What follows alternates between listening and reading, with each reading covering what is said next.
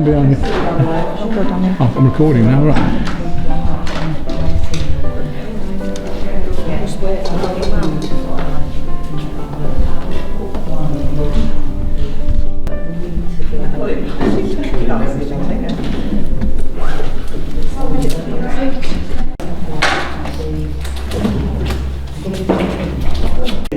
So the format today is I discuss the scaling and drawing with you and the techniques we're going to use today, which is different to yesterday's.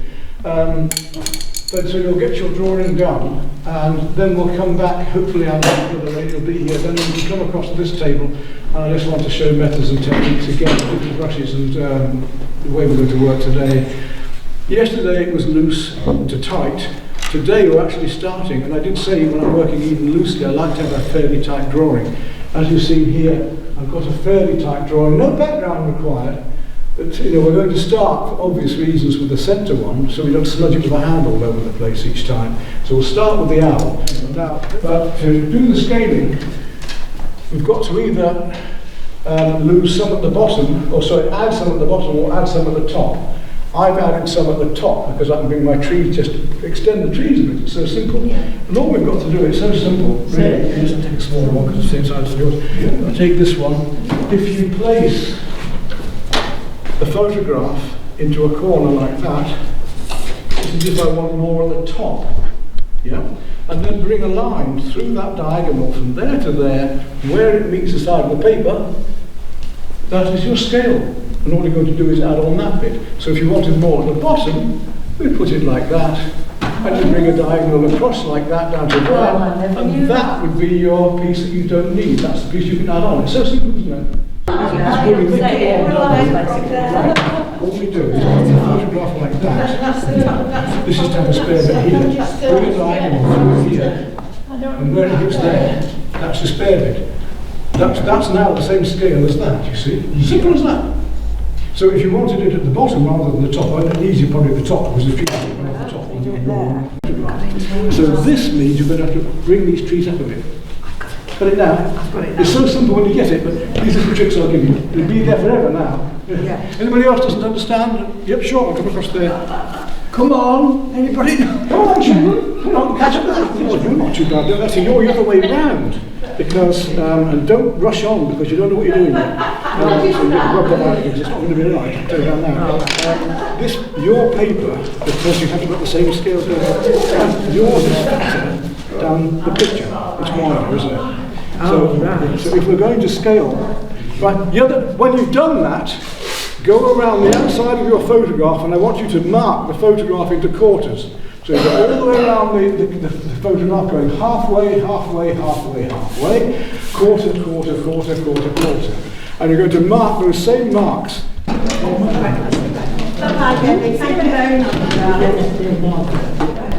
way around. And I want you to mark the paper that you're going to work in. So irrespective of that extra piece, this is my, can you see behind me all right? This is my extra piece. I'm not going to work in that. So the bits you've cut off, that you've left, don't put your measurements up here. Your measurements, your quarter measurements only go around the outside of the paper you're actually going to work within. That is the same scale as your photograph. If you don't do this right, the owl's going to be stretched or squashed. So it's important that first of all we get the scale right to the paper, so we have that extra bit of paper wherever it's going to be that isn't necessary. You can fill it in later, you can cut it off. And I then want you to mark the paper into quarters. I want you to mark the photograph into quarters. At children's magazines where you join the dots up and made a face. Yeah. Yep, they're great. It's got some feedback. I know you know what I'm talking about. It's not good. Let me know if you don't understand. Please stop me anytime you don't understand. So you've all joined those dots up. That's what we're doing today. We're making these dots where they should be at the most important points of the owl, the salient points, to scale it. And the lessons I'm giving you today will do for everything. These are foundation lessons to copying from a photograph or working from a photograph, for scaling. So whether it's a Bridlington beach scene or somebody on a horse, this will help you. So we're going to get this right. That's why I said don't rush on. Right. For instance, let's just take this wing here. You see this wing tip here? Yeah? That one. I'm going to try and find where that is on here. So if I come across here from the wing, it's about halfway up that quarter. So this is the first quarter coming down. That wingtip is about halfway up. So it's about here. Actually, it's about here. That's where the curve of that wing is going to go. Right, where's the top of the head here, the front of the face? If I come up from there, it's about here again. So if I come down from there, that's the line the face is going to come on. That's a little very light construction line. Where does it come across here? That's a quarter again. So into quarter again, there's my quarter again, halfway there. Comes across to here, that's where the edge of the face comes here, and make a little X there. Do you see what I'm doing? I'm doing every single point to the end of the wing here. Where will it come? Right, this quarter down here, that's another quarter. Okay. These tendencies are working to quarters. So there's my quarter there. If I come down to here, I come down here to a quarter, it's there. And I come across from there, how far up is it? Right, it's halfway.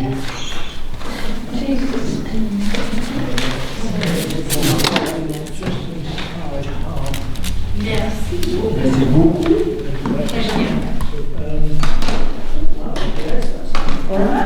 Oh yeah, we've got this is bit by bit. So you went to look at So that means that's the front of that head. That's our X there. It's line between. Let's just make sure the height of this house face it was there. And my half there. And then that wing comes out. I know you prefer to play them on the open. It doesn't really, the life changes. Got to think around. Where it comes out here, that's this cross. Where does this one come?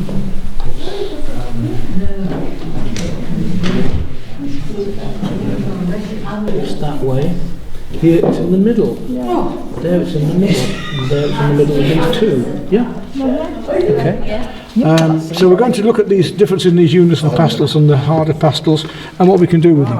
Now, if you haven't seen rake or comb brushes, this is a comb brush. It's very fine. And this is a rake. Have you cut them out? No. I've seen them like that. Oh, carbon, this is watercolour, which you've got to have. It's a must-have. You must have this. God, I mean, you can imagine what I say. Right. This is just a sheet of cartridge paper. What I want to do first is look at the cartridge and just show what happens with water. We did it last night.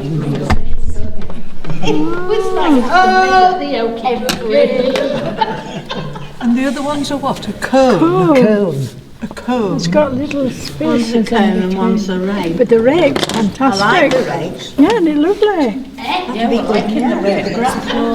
It is good for grass. And trees. Have you got one, Anne? You need to go on the internet to get those. You can get them from art shops singly, but they're so expensive. I was getting whole sets of 4 or 5 for about £8. It's amazing if you get the right deal at the right time. Otherwise, like the brushes I sell, I do it 20 quid for 9, and they're about 6 quid a time normally. So you've got to get the right deals. I buy them in the hundreds, you see, to sell to you at that price. So look on the internet and just look around for finding the rake brushes, and look for a set of them like that, and you'll get them for about £12 or £8, depending.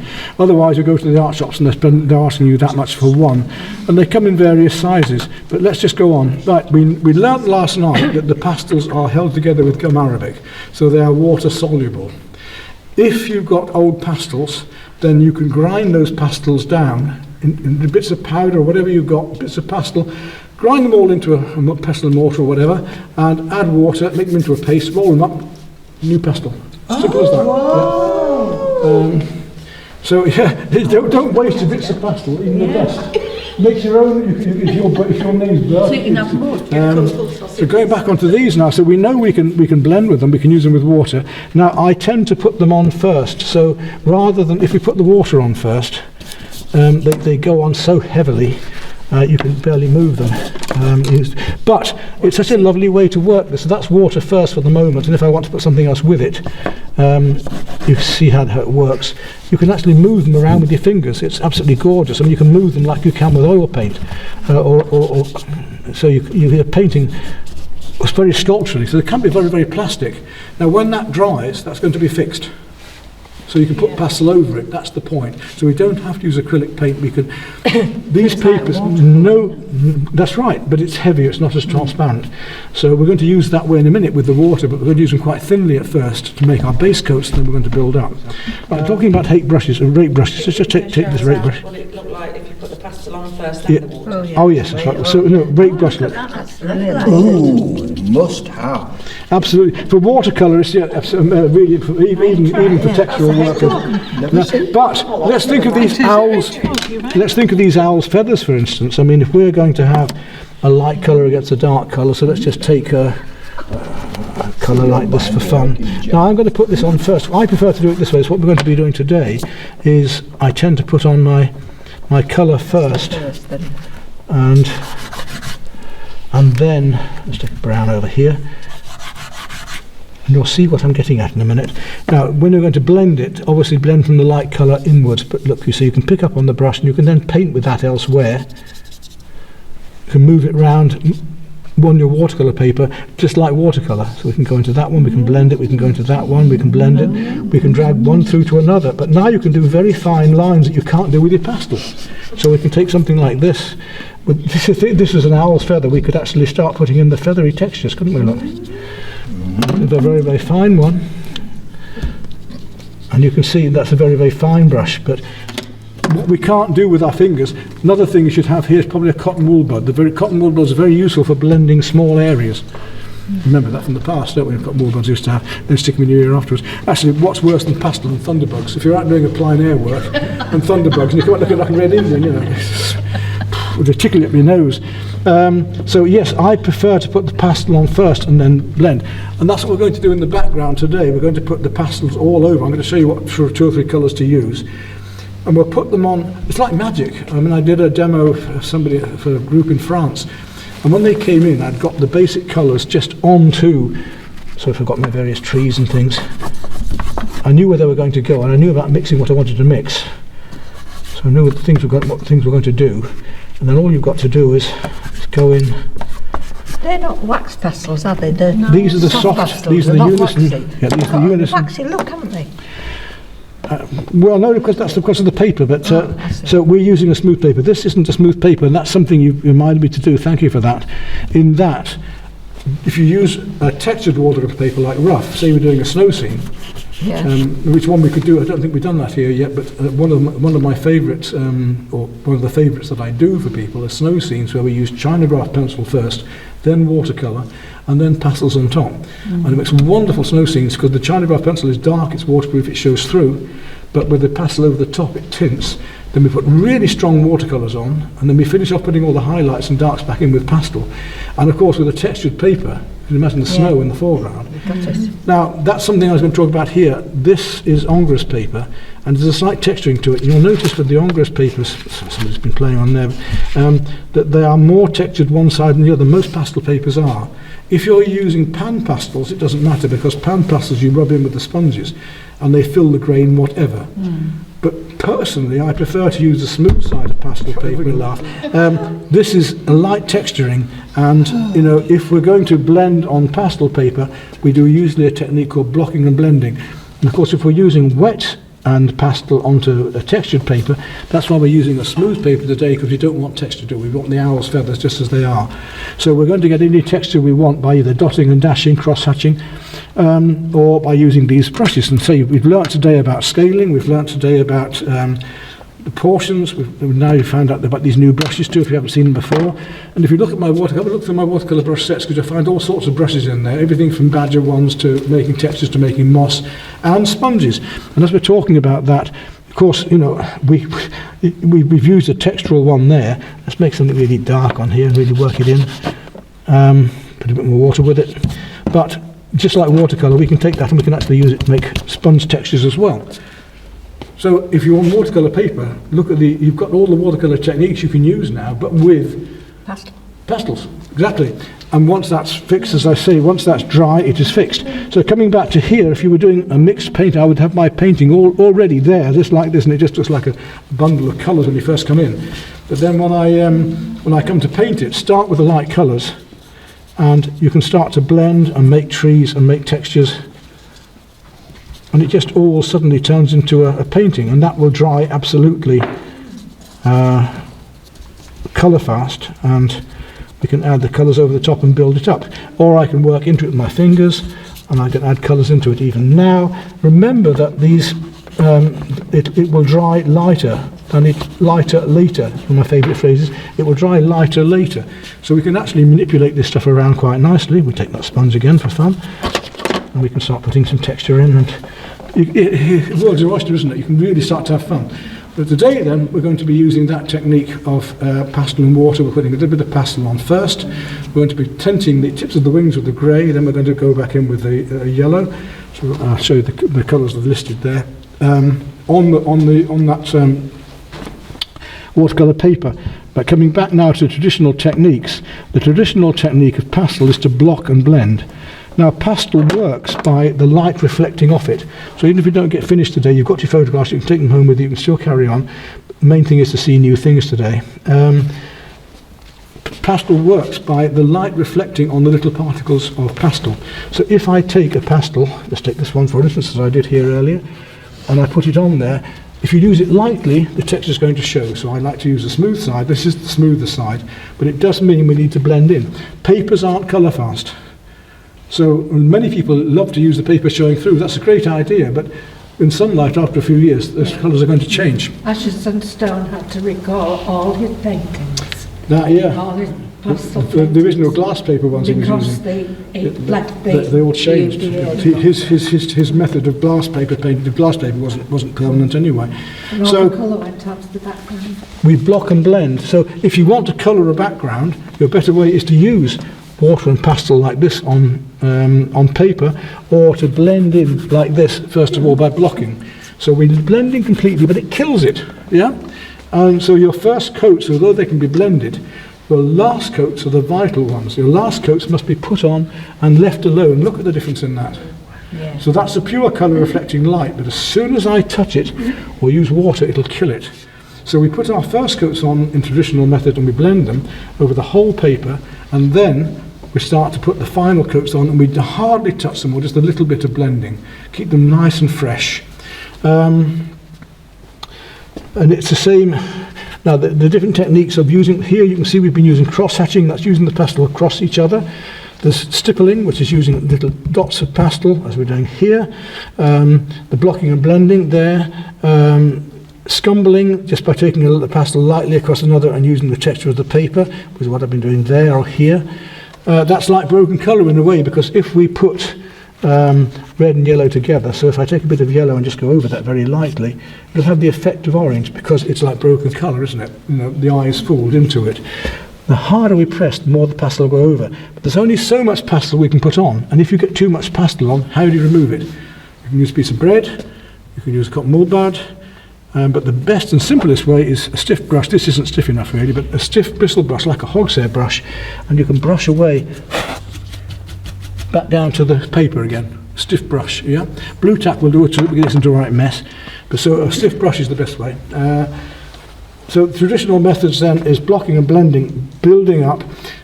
You can use a thin coat of acrylic paint, of course, but very thin, because a thicker coat is plastic and it won't take it. You can paint on hardboard as long as you put a matte primer on with pastel, but it seems a bit of a waste. Mount card is nice, by the way, and it's acid-free mount card. As in matte, you know, the mounts. It's usually a higher quality paper card. It doesn't fade as well. So if you've got offcuts of mount card, that takes pastel very nicely as well, and you've got a darker background. I tend to use acrylic inks a lot, and I use acrylic inks as I did last night to do my background. Even if I paint a deep blue or whatever, you know, it's something that will show through, and acrylic inks are light fast. They will stay there. They will remain. Acrylic inks until last night. Yeah, they're lovely, aren't they? But they're not cheap. About £5 a jar. So, but they go a long way again. So that's, yes, we've got those brushes. We've got wet into wet. We've got textures. I think so what we're doing today then, if we're going to start, so we're going to be starting something like this. We're going to be starting off with the feathers of the owl, the tips coming down like this, and then we'll take some water and I'll show you this close up when I actually do it on the picture, and we're going to let those blend in. So not too much water, just enough. I'm going to smock. get that going, and we can paint those all in. It's just like watercolour painting. Yeah. Then we take the next colour which we're going to use, which is probably going to be something like a cream like this. Put that next to it. Now you've got two ways you can do that. If it was pastel paper, now you could just gently blend that in with your finger, but as it's water, we can bring them in. Now that's going to dry a bit duller, but it's going to give us, it will go darker with the water, but it will dry light. All right. It will dry lighter. When that's dry, I'll show you in a minute, then we can go over it. Now, this is what I wanted to get to. If we then wanted to do the darker side, and this is where the brush techniques come in, which is rather fun. And we can put the lights on after this, remember. Now there's nothing to stop us from taking a rake brush, and we can start to bring the feathery edges of the owl's feathers in. So you can use the paint techniques with your pastel, or a small brush or whatever. You can actually pick up paint, and you can paint with paint from, just make a mess like that. You can actually start painting into your feathers. But that's going very detailed, and this is early on. It just gives you the versatility of this method. Once that's dry, because just wait for it to dry. If anything's drying here, it's a little bit, well, that's dry enough now. Now, look, won't move, fixed.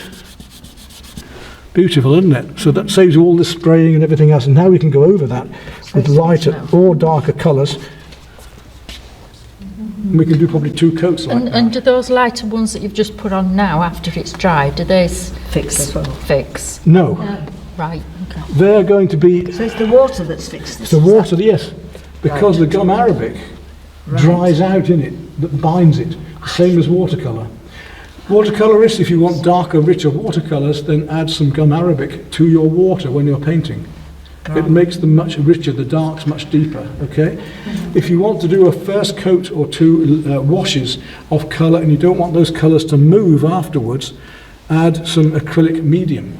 Yeah, you use your I talked about Specialist Crafts to you. They do some very, very cheap and good sets of things. I mean, these are pastel pencils, and they're from Specialist Crafts, and they're quite reasonably priced. About 17 quid or something stupid. They weren't a lot anyway. Better quality pencils, again, are softer, but limited, because pastel pencils only seem to go on to a nice dark coloured paper or velvet or something like that. It's very hard, I find, to put pastel pencils over something else. They just don't really like it. So you see, it will go, but that's a dark over a light. But you can see when it's softer, they don't like it. They will, and they're very useful for very fine work. If you're doing animal portraits or things like that, and they're using that velvet paper, or they're used almost entirely on their own, or using a bit of pan pastel to start with and those afterwards, as long as the coating is very thin of pastel, or the paper takes them directly, then you can do every single hair on the animal. You can get this photorealism. They're great for that. Whereas these are more difficult unless you're going to start using a brush.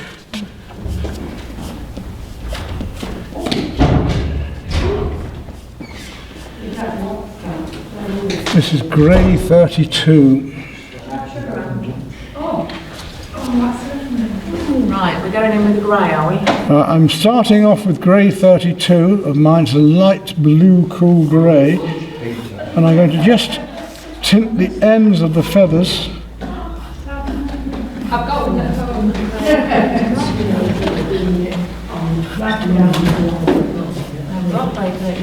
I'm not doing the whole of the feathers, I'm just tinting areas here to use the water first of all.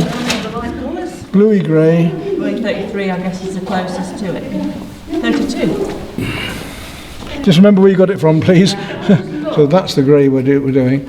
Blue grey to make the ends of the tips of the feathers here. It's like a blue grey, really. Right, so I've applied that to my paper, ready to put the water on now. Now I'm going to gently blend with clean water and just fix this first grey, letting it just come onto into the white.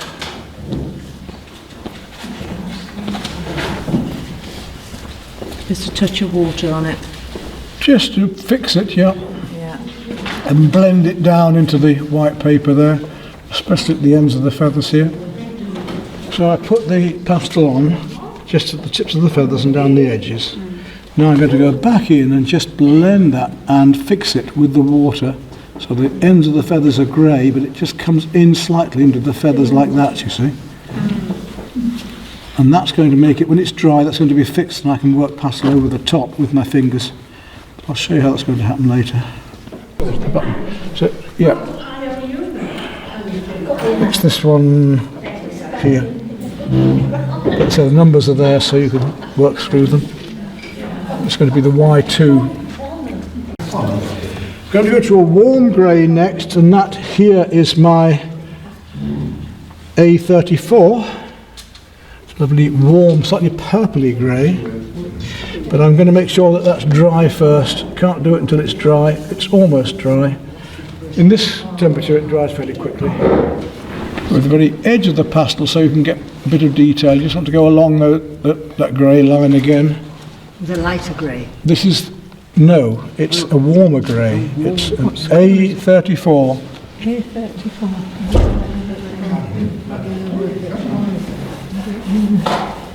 And we're only going to use our finger on this. We don't need to use the brushes on this unless you particularly want to later.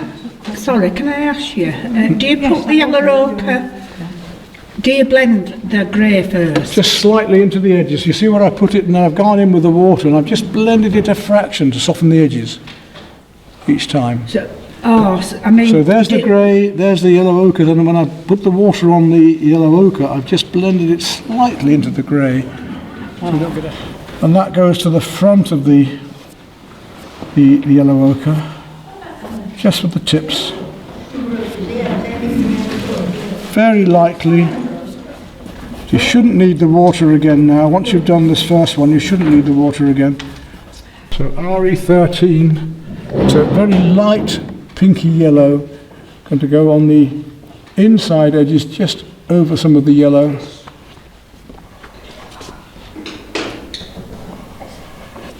And again, we're being quite thick with it. We're being quite heavy with its use now to get pure colour. And this is going to start giving this glow of these lovely soft. Won't really work until we get in the bands, but it will start to work. Which depends where you are. If you've used the pink, you're now on to Y6, which I'm just about to do, which is a cream.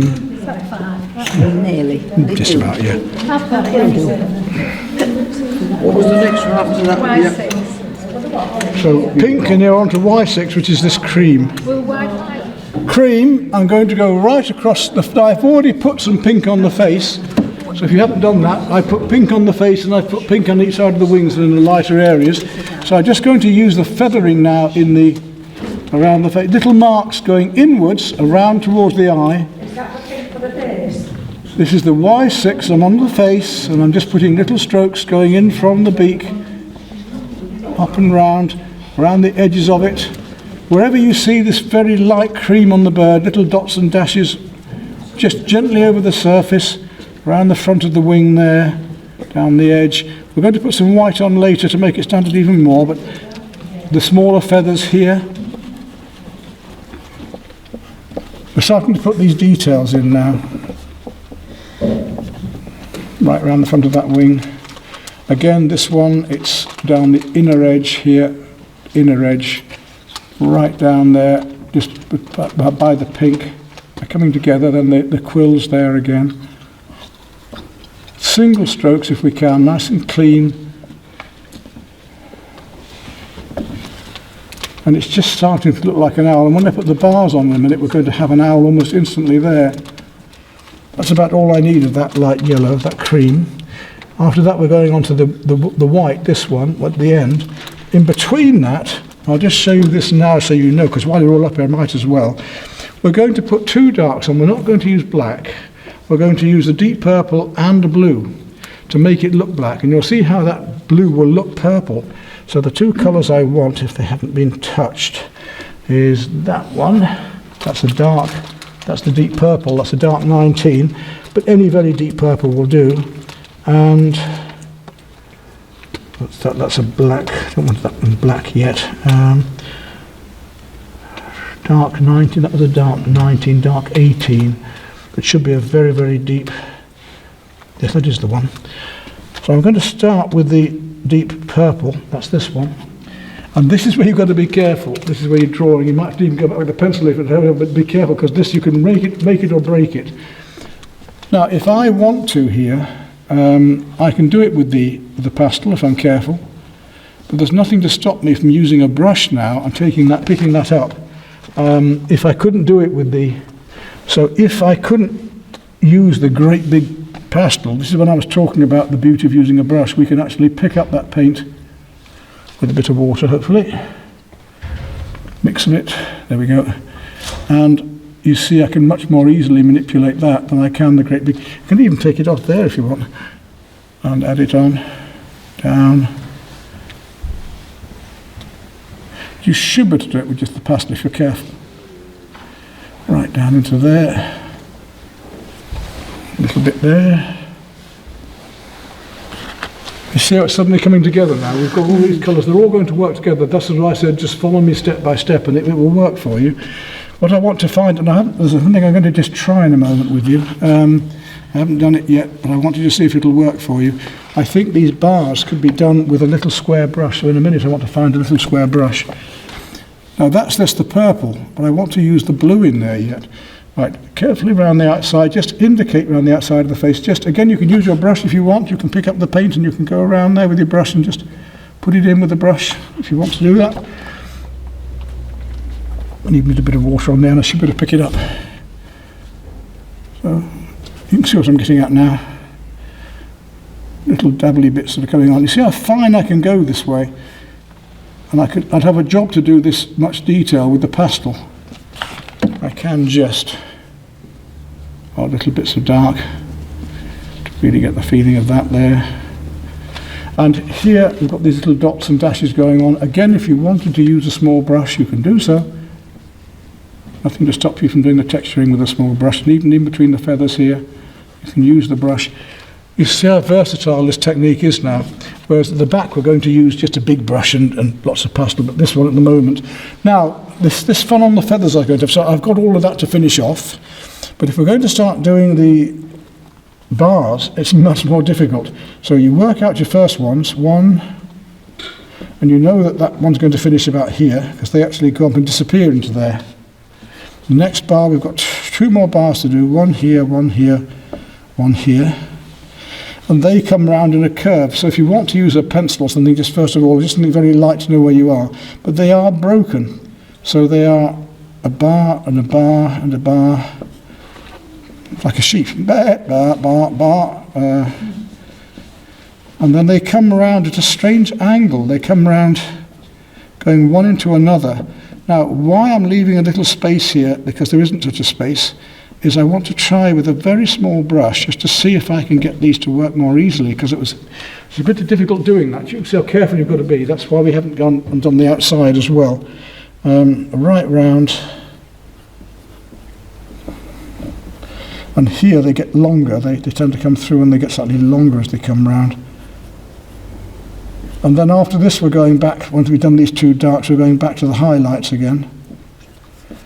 Right, once I've done that, I would want to put on the blues, but I was just talking about using a brush. Now let me just come around there a minute and see if I've got a very small flat brush, because I think this could work.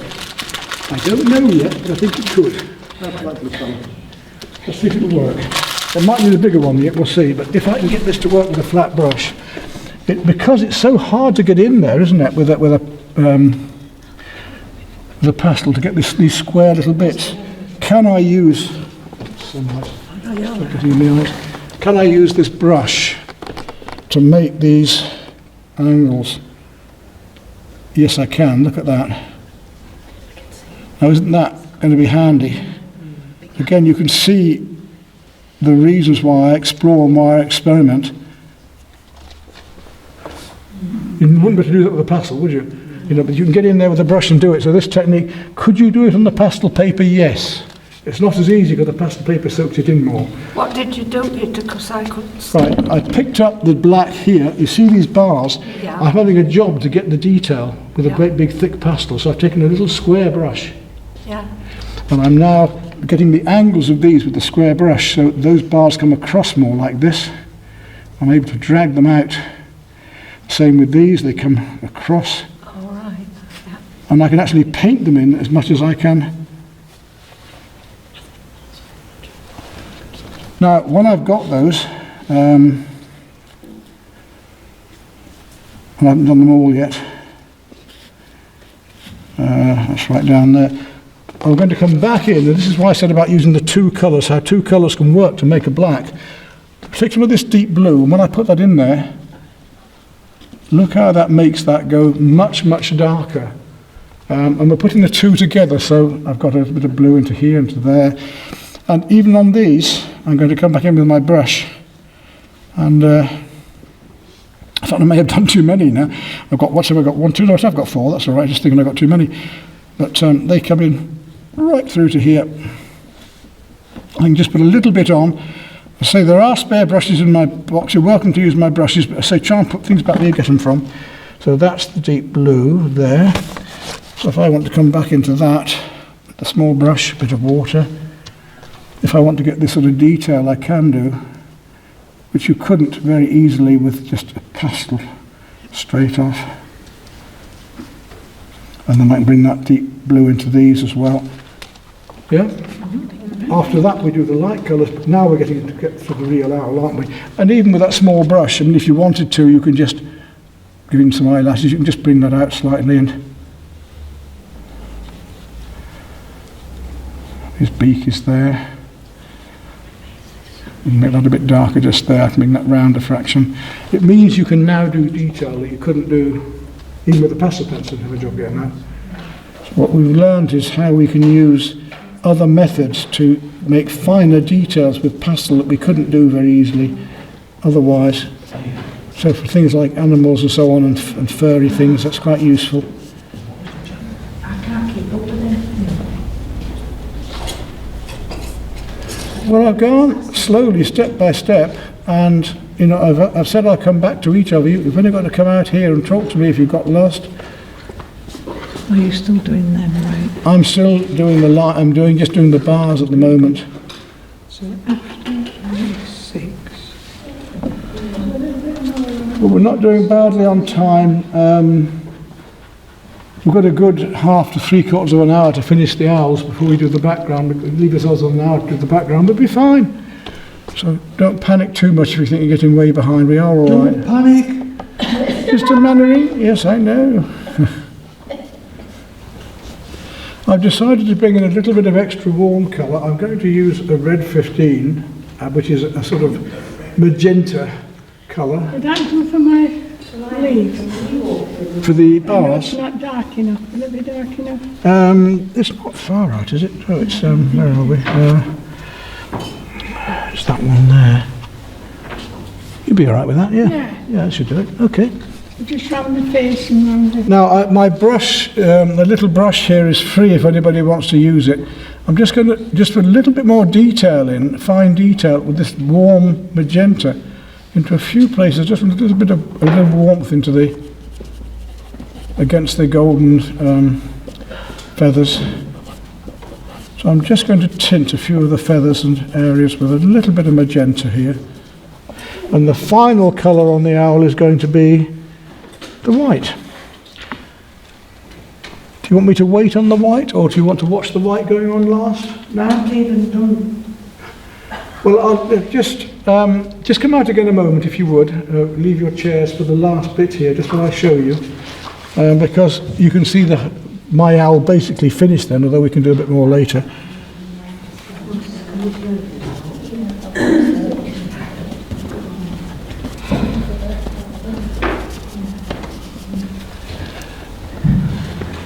That's nice, Peter. He's coming, isn't he? Yeah. So you want to come out then and just see me? Sound of my light. I can just explain it all to you again, and the colours I've just been using. There's 2 extra colours as well. It'll make sense when I put the dark background in, because obviously we've got all these lights that aren't showing. So what I've done... Come on, you can sit here, Anne. I'm only sitting till you come. Alright, we'll go on. So we finished off with the cream. That was the last light colour. And since then I've just gone in with a little bit of that magenta. That's this one. There are some colours in there like that, because I wanted a little bit more warmth in places here and there. And also I'm going to use a little bit, I think, because the blues have been lost a bit. I want just a little bit of this. It's a very pale blue. It doesn't matter which one it is. It's a powder blue here.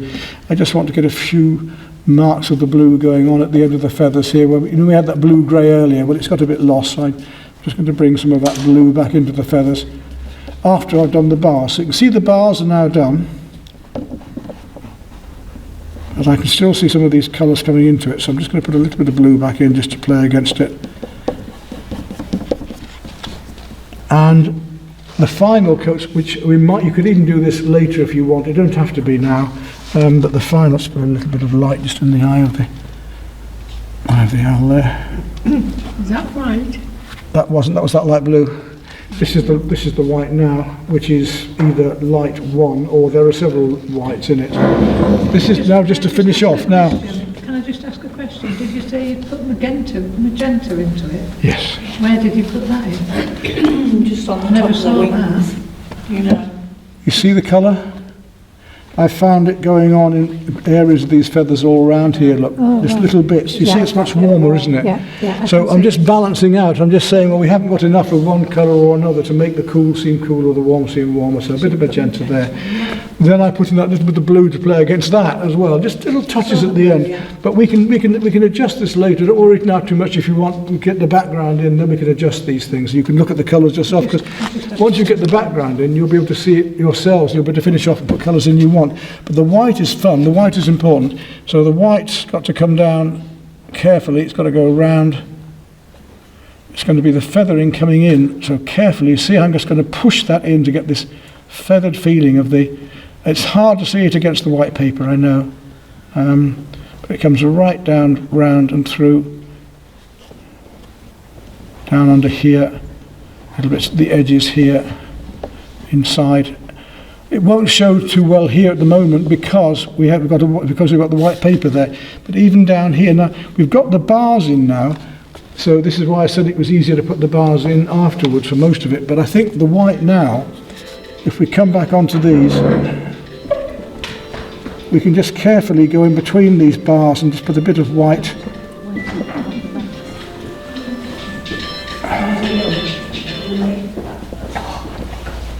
Coming into the ends of those feathers. Yeah? And it's all, yes, the last colours. And this is the beauty, I think, when I'm doing a landscape, like I did the other night, it's the last colours that are the most fun, because we are now painting with light. When I was doing those flowers yesterday, when you put the last colours on, it's the sunlight shining over. So here we have the moonlight now is going to start shining in amongst these, between the bars. So we're actually going to go between the bars now and bring these out.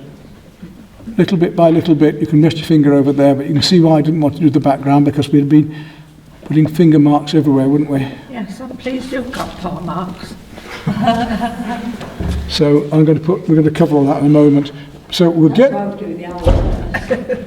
that far, and then I'll show you the background, and we'll do the background all together and choose the colours.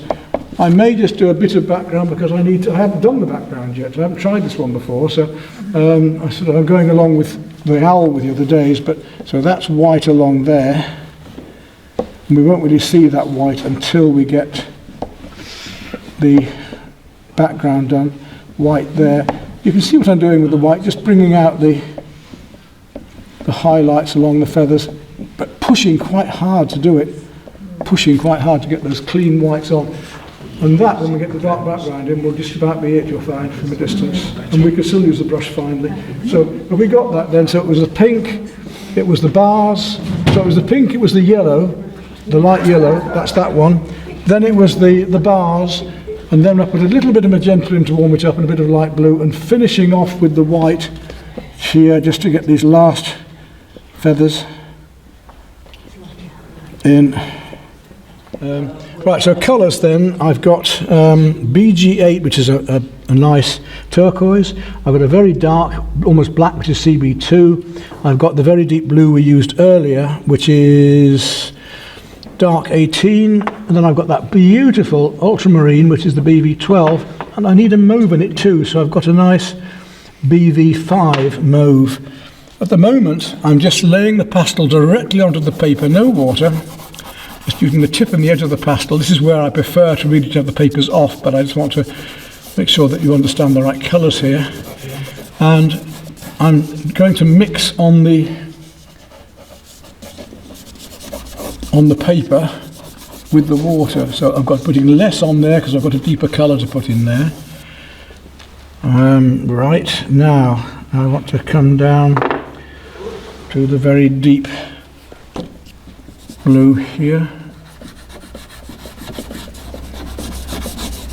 I'm not being detailed because I'm going to do the detail with a brush. I can go right round there, up into here, because I know how well this will mix, that's the point. Right down there, up there. It's a leap of faith, you know, it's like last night when I got painting loosely. I know what should happen, it's just a matter of making it happen and hoping it doesn't go wrong. It's very dark colours coming down through there, and I can use the tip of my brush to make these branches come out in just a moment. So thinking ahead, if I was mixing this and blending it, which I could, I mean I could blend with my fingers now, look, I could do that if I wanted. If I was using a pastel, block and blending pastel technique, I would be blending now and working this in. I'm not, I'm doing this lighter, just like near that. Right, the lighter colours then first of all, and we're going to really make this sort of pasty. We've got to get this really, and now I can go in around the owl more. I can come in, cut into the edges here, and that's the bit I've got to worry about, is I don't want it trickling down over the owl's head and face. Now we can start to actually make tree-like marks, and once I get this in we can put more pastel in it. If it did happen to run over the owl, how would you get rid of it? Let it dry. Let it dry. And simply because it's then fixed, So then you could I can go over with ordinary pastel. Yeah. So it's just a nuisance, that's all. But you know, I'm trying not to let it happen if I can help it. Now you see here, when I've cut to these feathers, now I can start to go and do these serrated feathers or whatever. You see what I'm getting at? It's good fun. We've done all that hard work, and this is your reward at the end, that we can now go back, and if you've done your owls carefully, you see the white mark now, which you couldn't see before, because before it was light against light. Now it's light against dark. You can use the tip of, that's why I like these brushes, is because you can use the tip look to form all the branches. And like last night, if we start loose, we can finish tight. I can go on and on with this and tidy it up more and more in if I want.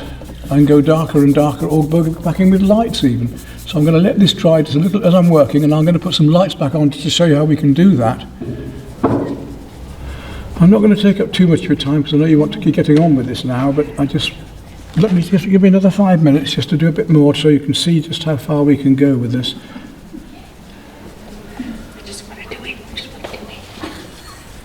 But I'm sure some of you are chomping at the bit now. I just want to get going Yeah, on this. everybody's wanting to get on with it now. Yeah, that's right. Come on, I want to get on with it. Right, back to this. So I was saying about dark over light. Now let's come back to some of these lights. And now I can start to carefully. We've had dark over light. Now we're going to put light, as the watercolours aren't used to. I'm going to bring the light back into here a bit more. Isn't it still there? It's still just a bit damp, yes, and you can do it. You see, we can work it very plastically. You just learn control. I may add some green to this yet into the base. I might put some very dark green in, but I'll let you know what I do. And this is where now, when you've got the background, and you can come back to tarting up your owls and making them.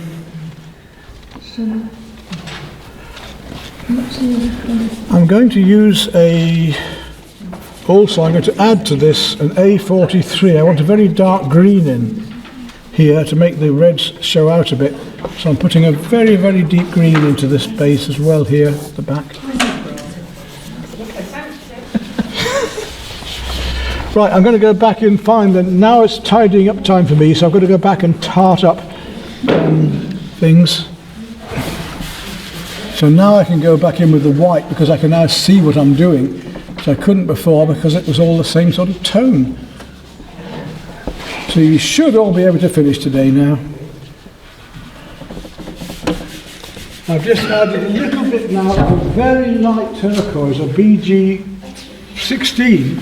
I wanted just a bit more light blue of the moonlight reflecting around the owl. So I've just gone around the ends of the feathers, just tidying. So if you think it's changed, that's why, because I put a little bit of light blue in now. So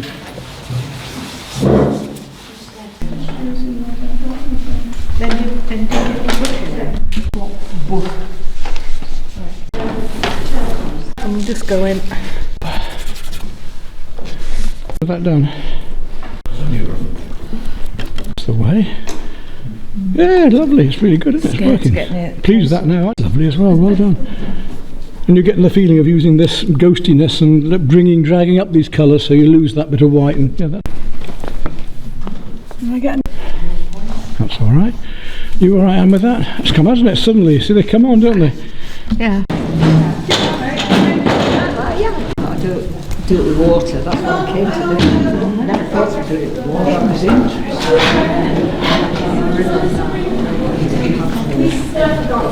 It was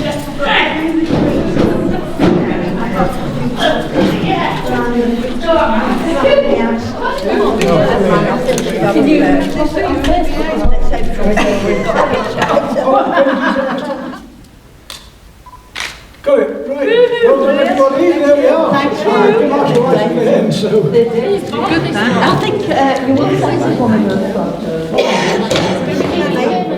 Well, now I'm back in the studio at home. I'd like to tidy up this pastel and take it just a little bit further and a bit more finished.